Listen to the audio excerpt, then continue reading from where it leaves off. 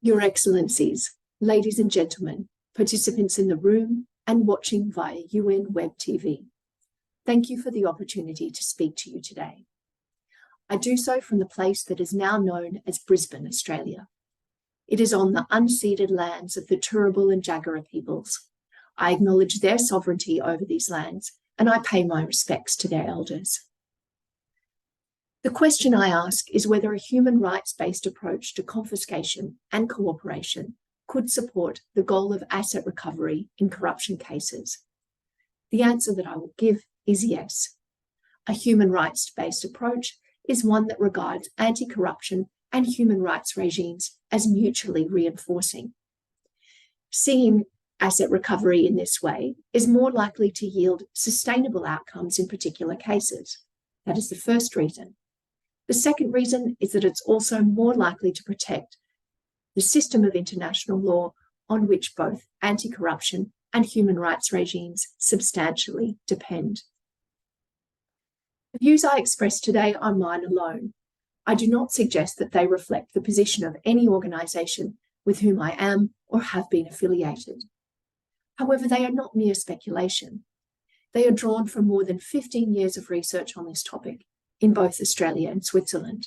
They've been published, amongst other things, by Cambridge University Press in my 2014 book.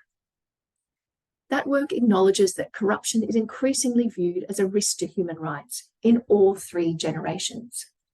However, laws that seek to combat corruption and enable asset recovery may interfere with the human rights of bad guys and innocent third parties. States use their coercive power whenever they suppress crime. Corruption offences, though, are part of that group of crimes that have come to be seen as particularly difficult to prevent, suppress, and redress within a global system. Thus, international anti-corruption law seeks to extend the state's coercive powers so as to lower the barriers to law enforcement and prevent impunity, particularly in international corruption cases. This approach could be a source of tension between anti-corruption and human rights regimes. For example, the UNCAC recommends that states allow non-conviction-based confiscation in certain cases. But non-conviction-based confiscation laws raise questions around the presumption of innocence, the freedom from self-incrimination, and the right to property. Similarly, state parties to the UNCAC are supposed to afford one another the widest measure of mutual legal assistance in proceedings under that treaty. But what if the requested party is not sure of or doubts the quality of the legal process in the requesting state? When will it indirectly contribute to a violation of the affected individual's human rights by providing MLA? My research has grappled with these questions, and in so doing, it has unearthed a large body of jurisprudence on cooperation and confiscation in the European Court of Human Rights. That case law affirms that confiscation and cooperation matters are covered by the right to a fair trial and the right to punishment under law in Articles 6 and 7 of the OHCHR. Those rights do not prohibit confiscation or cooperation per se, but they do require observance of rules on procedural fairness and legality on the facts of a case. Moreover, state parties must act proportionately and lawfully when confiscating a person's property, according to Article 1 of the First Protocol. This duty applies when they enforce a third state's confiscation order. The position is less clear in other regional human rights systems. As of mid-2023, neither the Inter-American Court of Human Rights nor the African Court or Commission on Human and People's Rights had decided a case on confiscation or a related act of cooperation in criminal matters. Those bodies, though, have rich jurisprudence on the rights to due process and property, as well as a history of intellectual exchange with the European Court.